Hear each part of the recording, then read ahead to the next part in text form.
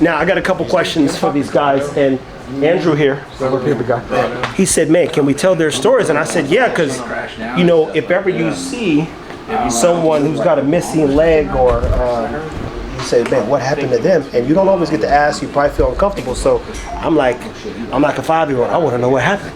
Because it's sitting right in front of you. So go ahead, man, they can chime in, whatever. Yeah, so we'll start with Derek, and I kind of want to share a little bit of Derek's story, or want him to share his story, but also kind of tie that back into why a 22-point buck at the end of that was so significant on our hunt. Because that just happened, that was an accident. So let's, bro, share with them a little bit of who you are and kind of why we chose you to go on a hunt with Texvet Outfitters as a combat wounded veteran. Okay.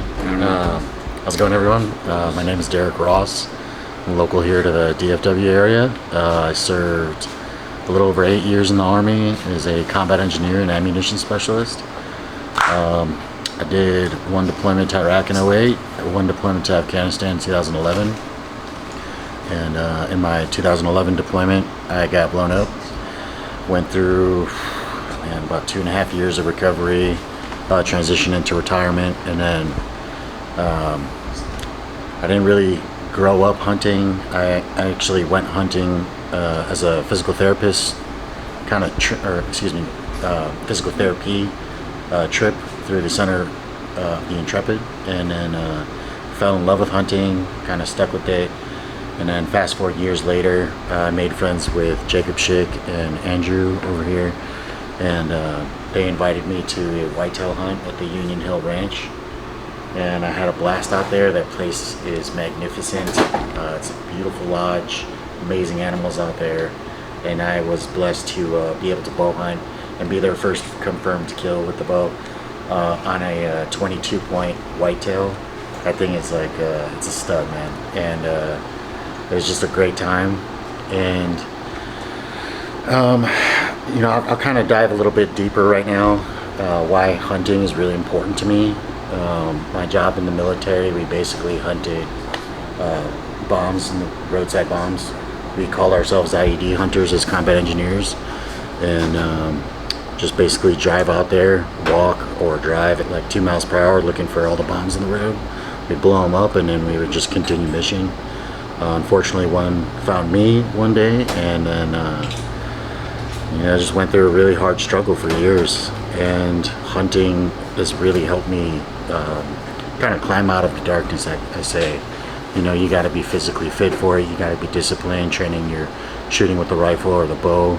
I would dare say even more disciplined with the bow, and even more ninja with the bow. Cause see that, man. Like, yeah, if you're that good with the bow, I need to see that, because I'm like, I can't shoot a gun to save my life. I might be okay with a bow. Hey, we'll teach you, man. We'll teach you. Got a bunch of combat. They've been trying, bro. I missed like a motherfucker. I'm shaking and can't breathe. Bro. I'm like, bro, what the hell? I can't see that shit. I'm like, who? What? Why is this fun? I can't hit that damn target. I can't even see straight. It's funny, but I'm being dead serious. So that bow might be the answer. Call me boy Negro. Now, yeah, so hunting, it's a way to create new memories, right? Like I deal with a lot of, I have been dealing with a lot of fear while driving, right? Because my time on deployment, we were constantly in vehicles, and it wasn't a matter of if we were going to get blown up, it was when, just based off my job alone. And I've been struggling with that, and it's a like, hunting is a more positive experience. You have to drive hours out to a ranch, and then you have to go kill something, right? Instead of killing people or bombs, you're now killing an animal. It's a peaceful time. You get to disconnect from all the bullshit. You know, you're in nature, and it's peaceful.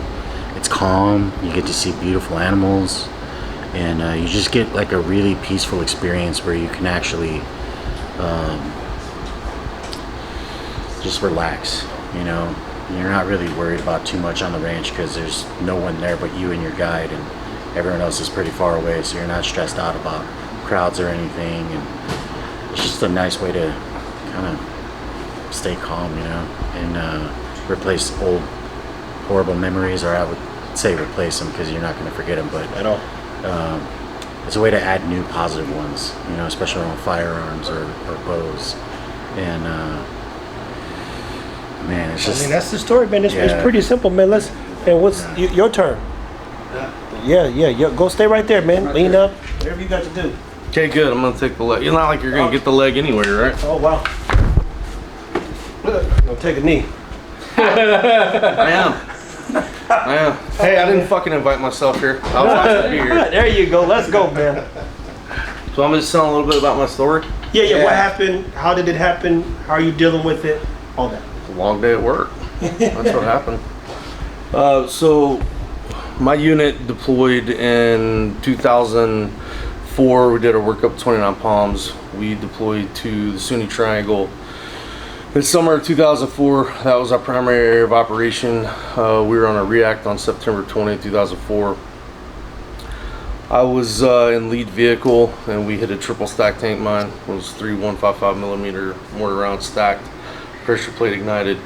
So as soon as the front left tire hit that plate, fuse, lights a fuse, bomb goes off, blew up directly beneath me, blew me 30 feet to the top of the Humvee. Stuck the landing with my head because I'm a Marine. We believe in good form. Oh, wow. And I like to say, because God's a comedian, I never lost consciousness or went into shock. Remember the whole thing. It took the Black Hawk 42 minutes to come and get me. The guys picked me up. Once they found me, put me in the second vehicle, took me back to command post where Doc was ready to work on me. And, the Marine Corps bravado, like the tough guy attitude went out the window, and we were just human to human at that moment, which I was really grateful for because I got to tell them how much I love them and what they meant to me, and that they had to go and fight for me, that I was out of the fight.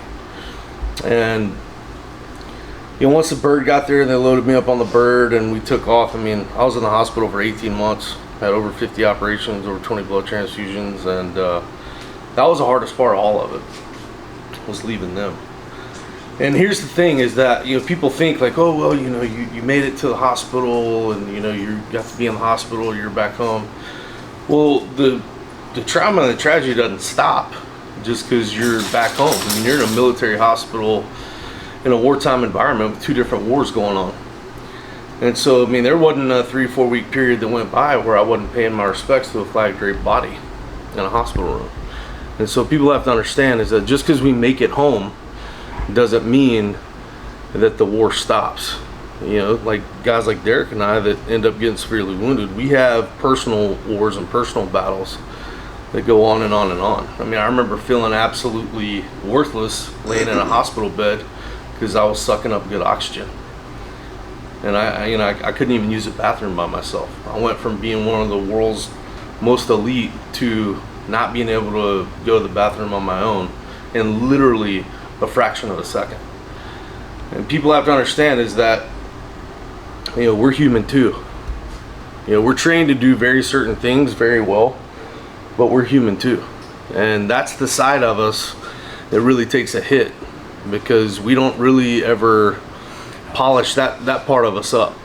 I had a Vietnam vet tell me way back when, and it was so true when he said, hey, listen, the government views our bodies as the farm and our brain as the farmer.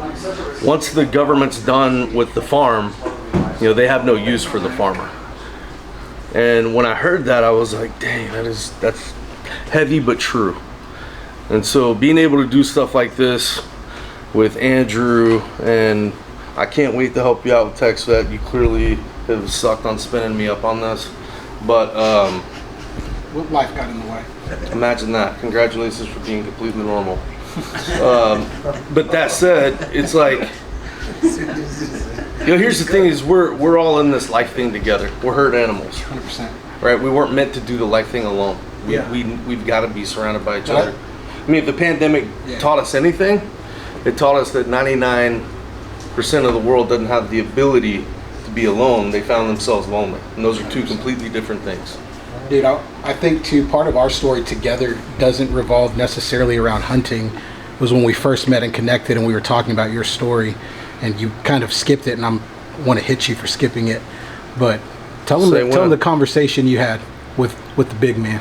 When I hit the deck after I did my self-assessment, I knew, because I could only see out of my left eye, and all my ribs were broken, which was probably the worst injury out of all of it. If you've ever had broken ribs, you'll get it. But I knew the probability of me making it out of there that day was very slim. And so I just said a prayer to God, and I said, hey, big man, all I ask is you don't take me in front of my brothers. That's all I ask. As soon as the skids of the bird leave the deck, I'm all yours. Just don't take me in front of my family. That's all I ask. And then ended up getting on the bird and got the attention of the litter crew and asked how long. And he told me 12 mics in my ear. He yelled in my ear, 12 mics or 12 minutes. And then I immediately went back to the big man. I was like, hey, big man, I'm going to have to renege on the original verbal agreement. I think I can make it 12 more minutes. As if it were up to me. You know? But I think that part of the story is so impactful because people don't realize how important we are to one another, not just now, Yeah. how important we are together on that battlefield, how important we are together through life. And that, when you told me about that prayer, that was like, dude, I still feel that way today. I'm like, man, if I got to live for you guys. You guys got to live for me. And that's why we do what we do. That's why you do what you do at One Tribe. That's why I do what I do at Texvet. We got to live well because we're the gatekeepers of the legacies for those that are no longer with us. That's it. Dude, look, Jack, we're gonna tell your story later, but he's gonna be around for a long time. Crazy. Look, I was sitting back there. I wish someone was recording my face. 30 feet in the air, land on your head, a triple stack bomb, blew up out of a. And we were in a 2-door soft top. From V. And you know, this guy, you need him around you all the time. He can keep you in fucking check. It's full of excuses. So I get it. Out of here. That being said, He's just as busy as I am. He has just as many kids as I do. Yeah. but he's here today, and we got to tell the story. I'm glad you said, hey, can we do another video highlighting what these guys have gone through? And I'm glad I got to hear, and I'm grateful to say the least, man, for you sharing. Even more importantly, but even more, just hearing the family thing. I think everything that men are missing that aren't in the military is camaraderie, a place to go and be amongst other men, to be motivated, to be encouraged, all the stuff that literally kept you alive. Yeah. I can't think of one person I'd be like, man, keep me alive. And like, if I'm going, man, just like me, I'm tired anyway. And you're thinking they can't see me go. It'll be hard on them to watch me go. If I give up now, I gotta live just to make it out of it. That's the thought. I can't even process that thought. But what I will say, man, thank you again for everybody's story. Because this is, when bombs ain't nothing to play with, huh? Not ruined my whole day. Guys, I'd say keep it whiskey, man. Follow Texvet. Thank you, guys.